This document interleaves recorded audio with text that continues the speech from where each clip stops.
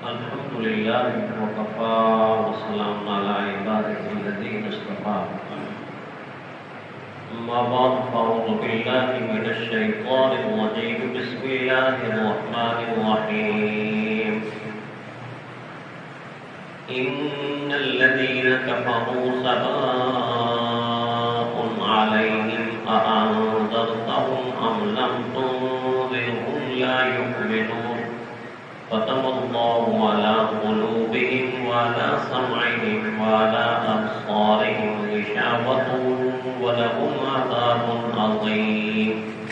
صدق الله العظيم. إن الذين كفروا یقینا جو لوگ کفر کر چکے ہیں، انکار کر چکے ہیں، سواء علیہم اانذرتہم، برابر ہے ان کے لیے کہ آپ ان کو ڈرائیں، ام لم تنذرہم، یا ان کو نہ ڈرائیں، لا یؤمنون، وہ ایمان نہیں لائیں گے.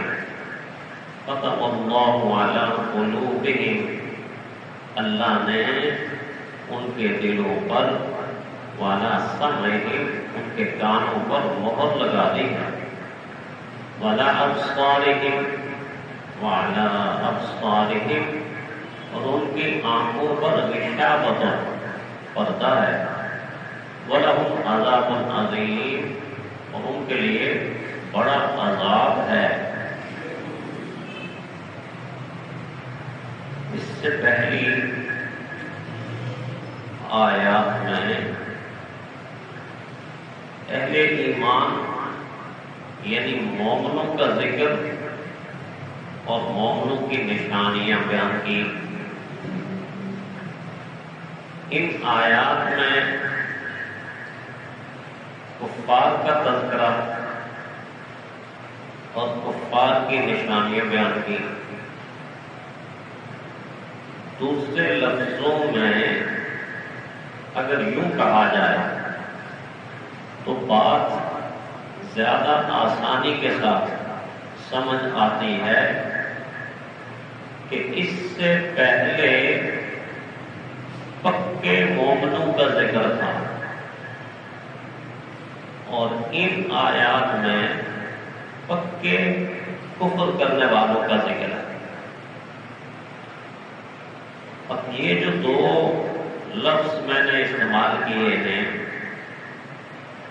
کہ ان سے پہلے پکے مومنوں کا ذکر تھا، یہ کہاں سے معلوم ہوا؟ حالانکہ آیات میں تو پکے مومن ہونے کا کوئی ذکر نہیں، تو کیسے معلوم ہوا کہ اس سے پہلی آیات میں عام مومنوں کا نہیں بلکہ پکے مومنوں کا ذکر ہے؟ اس کی پہلی دلیل یہ ہے کہ اللہ تعالیٰ نے اہل ایمان کی نشانیاں بیان کرتے ہوئے دو انعامات بیان کیے ہیں پہلی آیات میں. ایک ایمان تو یہ کہ ان کو خوشخبری دی کہ وہ ہدایت پر ہے، اولئک علی ھدی من ربہم. دوسری بات یہ بیان فرمائی کہ ہدایت یافتہ بھی ہیں اور دونوں جہان میں کامیاب بھی ہیں. اس سے معلوم ہوا کہ یہ عام آدمی نہیں ہے. پوری گارنٹی کے ساتھ اللہ تعالیٰ جس خوشخبری یا جس انعام کا بیان کرتے ہیں، کر رہے ہیں، کیا ہے، وہ کوئی عام مسلمان نہیں ہوا.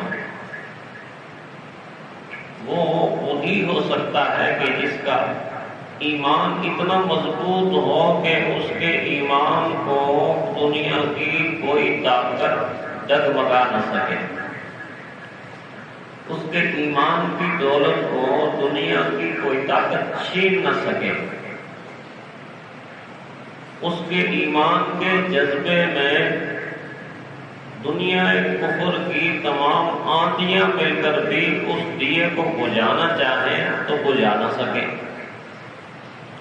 اس خوبصورت رنگ کو ساری دنیا کی طاقتیں مل کر اس کو پھیکا کرنا چاہیں یا رنگ اتارنا چاہیں تو نہ اس رنگ کو پھیکا کر سکیں نہ اس رنگ کو کھرچ کر اتار سکیں، بلکہ جتنی بھی مشقتیں آئیں، ظلم آئے، زیادتی آئے، مصیبت آئے تو وہ رنگ اور ہی گہرا ہوتا جائے۔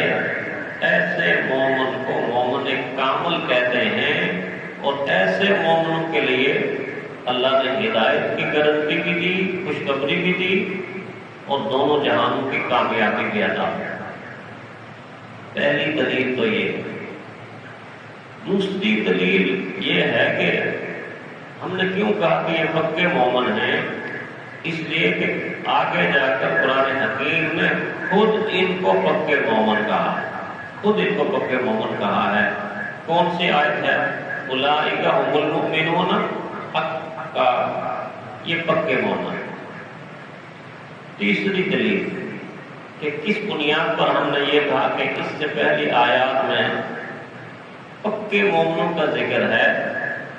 تیسری دلیل یہ ہے کہ یہ دراصل صحابہ کی وہ جماعت ہے کہ جس کو وہ انعامات دنیا میں حاصل ہوئے کہ ان کے سوا وہ انعام دنیا میں امت میں کسی کو حاصل نہیں۔ ایسے انعامات حاصل ہوئے کہ جو انعامات اگر ایک امتی ساری زندگی دعا مانگتا رہے، اللہ یہ انعام مجھے مل جائے، یہ انعام مجھے مل جائے، یہ انعام مجھے مل جائے، تو اس کی دعا بے شک رد تو نہیں ہوگی، اس کا اجر اس کو ملے گا، اس کا نعم البدل بھی اس کو مل جائے گا، اس دعا کی برکت سے فائدے بھی اس کو مل جائیں گے، آخرت کی کامیابیاں بھی مل جائے گی، اللہ کا قرب بھی مل جائے گا۔ لیکن جو وہ مانگ رہا ہے وہ نہیں ملے، وہ نہیں ملے۔ اگر وہ یہ مانگ رہا ہے کہ اے اللہ مجھے اپنے پیغمبر صلی اللہ علیہ وسلم کی صحبت نصیب کر دے، تو یہ نہیں ملے۔ ہاں، خواب میں زیادت مل سکتی ہے، لیکن بیداری کے عالم میں حضور صلی اللہ علیہ وسلم کی صحبت جن کو مل گئی 100 مل گئی۔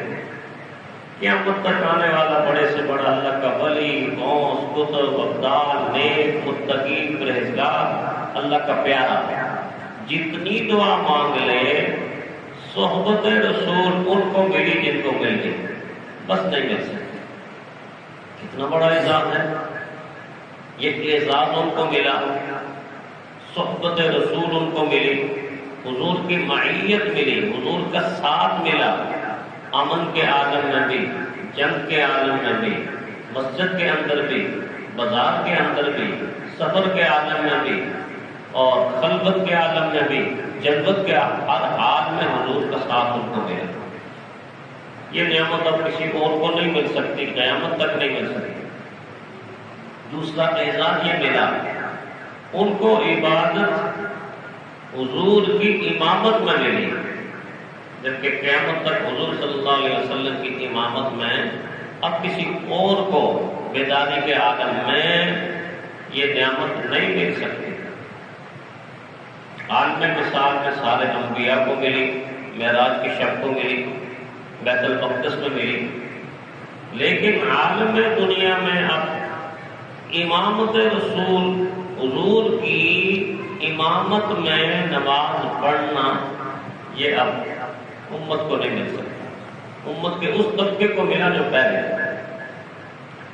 یہ تیسری چیز ہے، براہ راست رسول اللہ صلی اللہ علیہ وسلم کی زبان مبارک سے اللہ کے کلام کا سننا یا حضور کے فرمان کو سننا، یہ امت میں اس طبقے کے بعد کسی کو نہیں مل سکتا، جتنی مرضی دعائیں مانگتا رہے۔